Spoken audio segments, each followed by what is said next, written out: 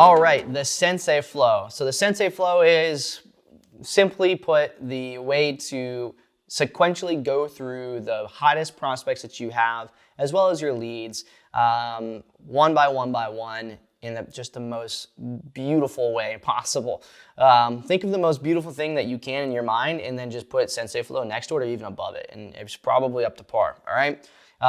It is what's gonna make you save as much money as possible while also increasing net profits, while also giving you the clarity and focus, let you sleep at night in your business because you know that everything's being done right and you can scale on top of this process, okay? Two people that play a part inside of the Sensei flow. One is your manager and one is the ninja, okay? Sometimes as a new business, you might be both of those people. So don't worry, you're gonna do all of it. You know, that's just the nature of the game.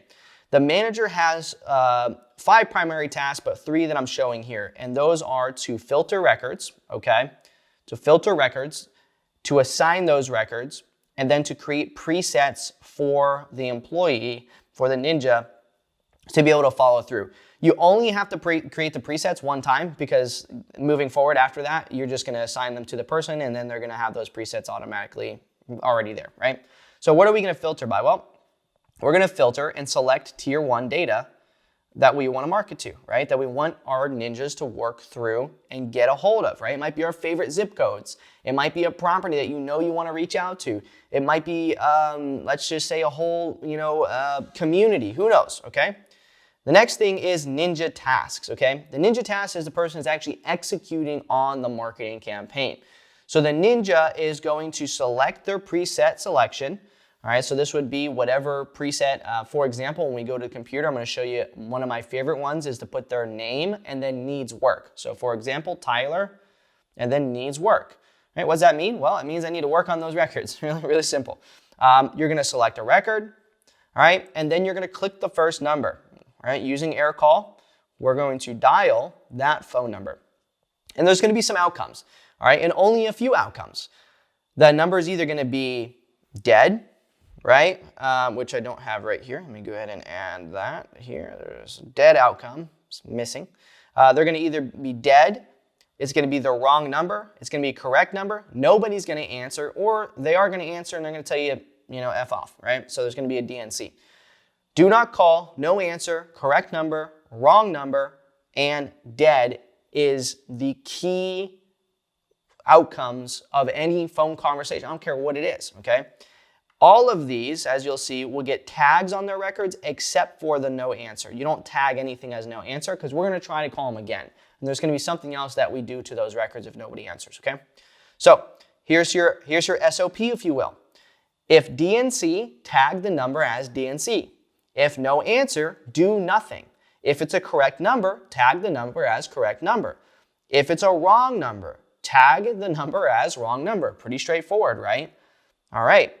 Dispositioning the record. Remember, we went through the whole record. We've called every single phone number, and something's happened or something hasn't happened. There was either a correct number or there wasn't. You've tagged all your phone numbers accordingly. So what do those dispositions look like? If it's a correct number, 2 things have happened. It's either become a lead or it's become not interested, one or the other. Or technically it could have become DNC, but that's obvious, okay? So it was either a lead or was not interested. If it was a lead, you're going to change the status of the record to lead, and you're going to add a task and assign to your acquisitions, okay? So, hey, you are interested in selling? Fantastic. Let me go ahead and push you over to, gather your details, do everything you got to do, whatever you want to do in your business, okay? And it either gets kicked to a lead manager or it gets kicked to acquisitions. What's beautiful about air call is with air call, you can actually just send it right over to an acquisitions to make an offer right there. So your ninja can gather all the information, gather all the details, and then say, okay, great, let me go ahead and connect you to an acquisitions, or they wouldn't say acquisitions, let me go ahead and connect you over to Bob, all right? You, on air call over to Bob. Bob picks up, hey, Bob, I got Jan on the line. I'm going to patch her over to you. This is what the situation is. Let me go ahead and bring her in. Bring her in, say, hey, so-and-so, this is Bob, and he knows your whole situation. He's ready to go ahead and present some options to you, okay? Remember, present some options to you. All right, so if it's not interested, very simply, you're going to change the status to not interested and create a future task for follow-up, okay? Very simple. Hey, they're not interested, great. Change the status to not interested. The phone number is already tagged correct number. You're gonna create a task to follow up with that person in 3 or 6 months or whatever. And because you already have it tagged as correct number, you got the task. In 6 months from now, 3 months from now, it's gonna pop up as under your task, say, hey, call this person. You open up the record, boom, correct number, click the correct number, go through the process again, all right? So if nobody answers, meaning if no answer exists, all right, you're gonna create a follow-up task and add a daily direct mail tag. Very important. Add a daily direct mail tag to if no answer happened. So if you had 5 phone numbers on the record, 3 of them could have answered and 2 of them could have not answered. The 3 or 2 of them could have been dead, 1 of them could have been wrong number, and then 2 of them they could have not answered, for example, okay? If that happens, well, we still want to recall those 2 numbers a couple more times. We don't want to give up on that record. However, we want to go ahead and add a daily direct mail tag to it because we still want to make sure. I mean, I don't know if I call back those 2 numbers and they answer in 3 days, 5 days, a month from now, who knows? But I know the direct mail will at least be in their mailbox in 5 to 7 days. You know, so it's like, cool, I'd rather get that direct mail piece out. This is my tier 1 data. I want to get it worked. I want to get the answer. We just had a record 2 days ago. We called it, we SMS'd it, nobody answered. We kicked out a direct mail piece. Within a week, we got a response back. Hey, I paid off the taxes. We're not interested in selling. Thank you. It was the same phone number we've been texting and calling. Every other phone number was wrong number, dead, or DNC. We had one more good number. It ended up being the number they called us back from. We've been trying to reach them for weeks, and they didn't answer, right? So that's why it's important to send the direct mail, okay? We should have done that sooner. All right. Now, what's most important is the whole process that we just went through is being tracked with tally count, okay? As you click on a prospect, cool, you toggle the prospect. As you dial a number, cool, toggle the dialed number. What's the disposition of that phone number? Is it DNC? Is it wrong number? Is it correct number? Is it dead? What is it? Toggle that, tag the phone number, move and just work through that data, and you're just using tally count to track the results of this flow, this process, and then populating that back over that Google Sheet at the end of the day. You do this for a week straight, a month straight, you have the most beautiful KPIs that you can utilize with split testing skip tracing companies, with split testing your callers, with doing a lot of things that nobody else has the capability to refine and improve.